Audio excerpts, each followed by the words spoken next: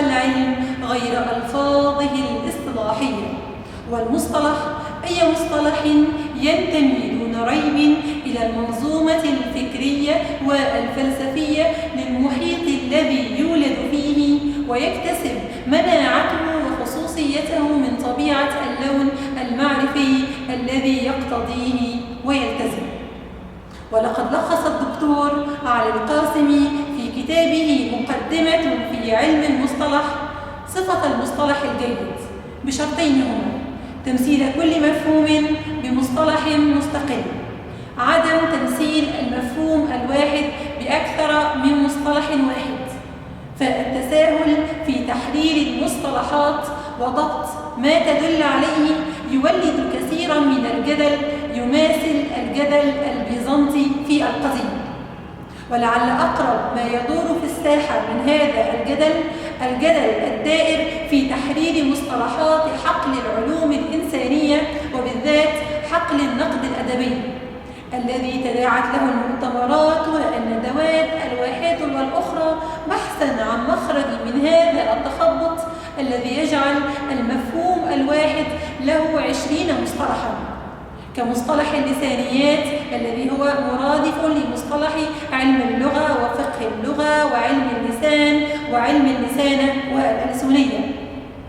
إن من يحاول أن يقرأ في الكتب النقدية الحداثية يخرج بنتيجة واحدة، هي الشتات والتشظي والاضطراب، بل يجد نفسه تذوب في الهم والحزن من عدم فهمه لما يقرأ، مما جعل الناقد الأدبي شكري عياد يقول إن مستخدم هذه الكلمات النقدية الغامضة يصبح أحيانا مسخا، وفي أحيان أخرى يرى الغموض الذي يصيب هذه الكلمات إنما هو غموض متعمد من ناحية يقصد به الاستعلاء الثقافي، فيظل مستخدمها متأرجح بين موقعين، فلا هو ظل على ثقافته ولا هو أصبح الآخر. لذلك نخشى أن ينتقل موت المؤلف إلى المتلقي والقارئ حين يغرق الناقد في هذا النمط من الإيهام.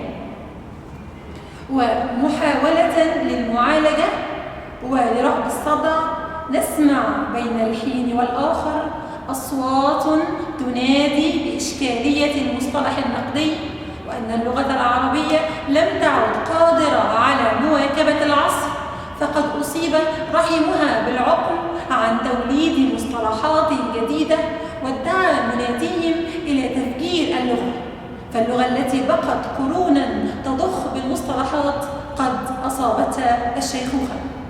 ومن العجيب أن هذه الإشكالية نفسها التي نتذمر منها ليست مقصورة على العرب وحدهم، وإنما نلمحه بنفس القدر وربما بقدر أشد عند غيرهم.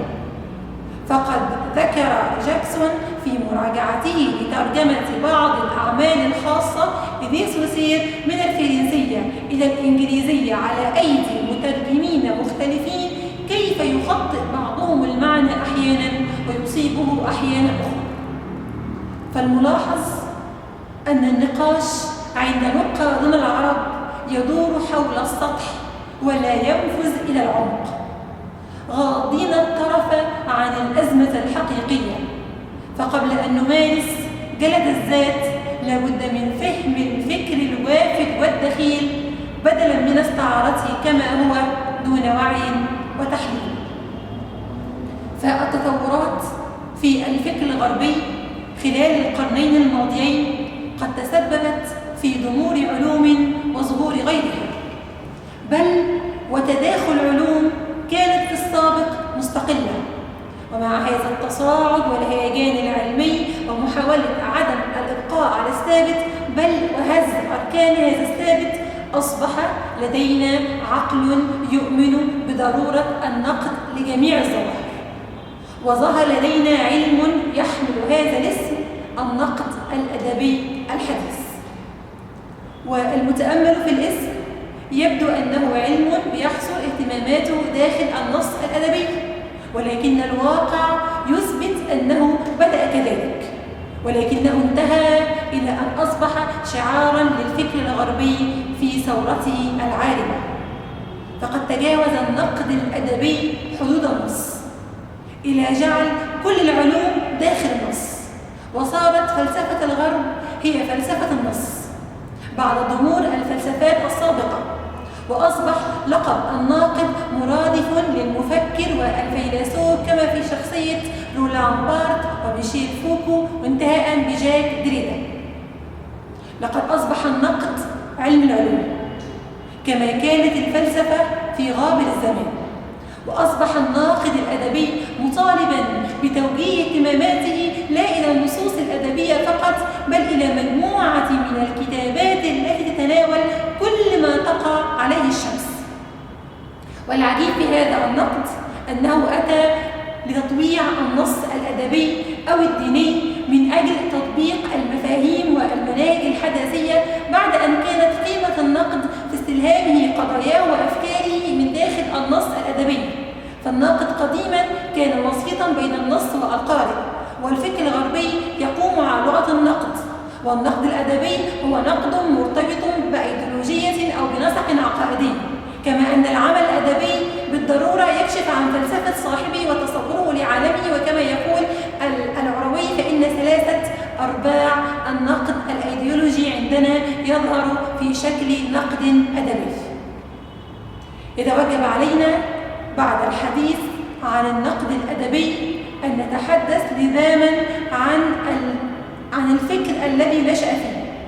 والفكر الغربي المعاصر قام على أنقاض الحداثة، وإحدى دعائم هذه الحداثة هي النقد. فلو حاولنا أن نضع تعريفا للحداثة أو مقاربة للحداثة إن استطعنا، لعل أفضل من كتب في مفهوم الحداثة أو حاول تقريبها، لأن الحداثة لا تؤمن بمبدأ الثبات الذي تتضمنه التعريف والحدود الدكتور عبد الرحمن القعود في كتابه الإيهام والاضطراب في شأن الحداثة. فقد قدم بمقدمة نفيسة في هذا الجانب ربط فيها علاقة الحداثة بإشكالية المصطلح النقدي.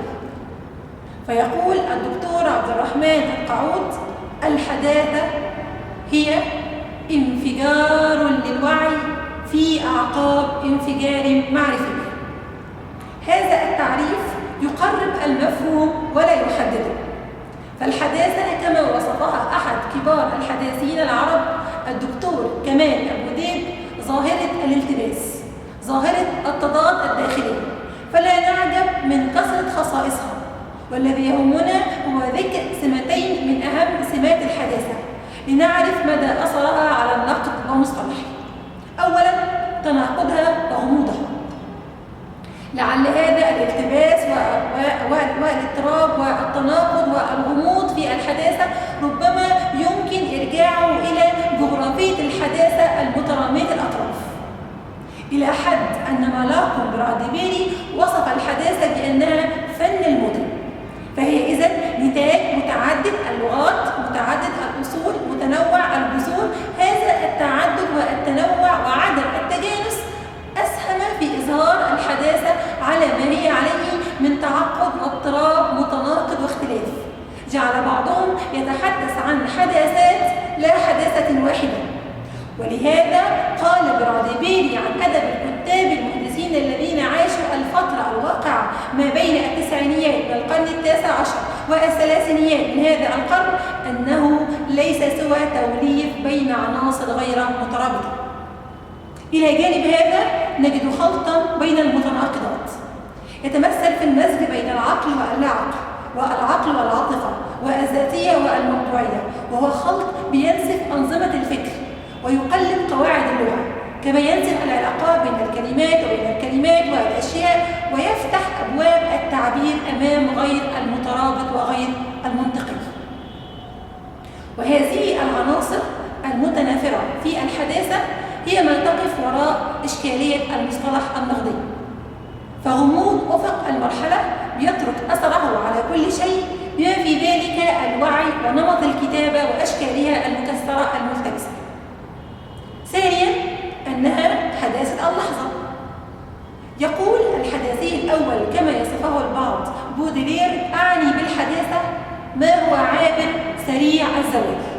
وهو يطابق بين الحديث والموضة. فهذا العبور السريع وهذه الموضة المطابقة للحديث ليست سوى اللحظة التي لا تستقر ولا تدوم على حين، وهذا فيما يبدو أخطر أمر في حركة الحداثة. فكل شيء داخل هذه الحركة غير قادر على التقاط أنفاسه، أي أنه غير قادر على التشكل بسبب هذه العجلة المتسارعة اللحظة في الحداثة. يذكرنا بذلك الكائن الأسطوري العجيب بروتيوس الذي تروي الأوديسا قصته أنه كائن لا يستقر على حالة واحدة، فهو طور أسد وطور ثعبان وطور إنسان. فحداثة اللحظة هي حداثة التناسل والتسارع في المفهوم الغالب. وإذا توقفت الحداثة عن التناسل فقد فقدت إحدى أهم سماتها. ولأن الصيرورة أو التحول مفهوم رئيسي من مفاهيم الحداثة بلغت فيه حد الهوس، كانت الحداثة في نظر هابرماس مشروعا لم يكتمل. وكونها الحداثة عابرة لأنها لا تسمح لشيء ما بالتمركز النموذجي أو النمطي، وهو تمركز يذكر بفكرة المركزية المنطقية عند دريدا ونقده، بل يغري بالقول بأن مفهوم هذه المركزية ربما انطلق أو اقتدى من مفهوم اللحظة الحداثية الذي ينفي الثبات ويثبت الصيرورة والتحول. فالفكر الحداثي يكفر بالثابت والمصطلح من الثوابت، فمن أراد إسقاط الثابت على المتغير فدون ذلك خرط القتال. وعلى هذا الأساس فإن مشكلة الفروق الثقافية ومشكلة اختلاف اللغة بين الثقافتين مشكلتان أساسيتان تحولان دون نقل المصطلح وفق معاييره وقيمه الحقيقية، وتجعل جهود النقاد في هذا الصدد مجرد تشويه في المعرفة النقدية. ولدينا تجربة في نهاية المطاف تحتاج إلى دراسة، وهي تجربة الأستاذ الدكتور عبد العزيز حمودة في كتابيه المراية المحدبة والمراية المقعرة، الذي كان فيه واضحا وجريئا حين قال إن أزمة المصطلح ليست أزمة ترجمة، أي ليس أزمة نقد لفظ المصطلح من سياق اللغوي إلى سياق اللغوي الآخر والعربية، وهو طبعا حل أو مخرج سهل يلجأ إليه الحداثيون مع ما يعنيه أيضا من إهمال اللغة وقصورها على التعامل مع المفاهيم المفردة أو المركبة. فالدلائل تؤكد أن أزمة المصطلح كانت دائما نتيجة وليست سببا.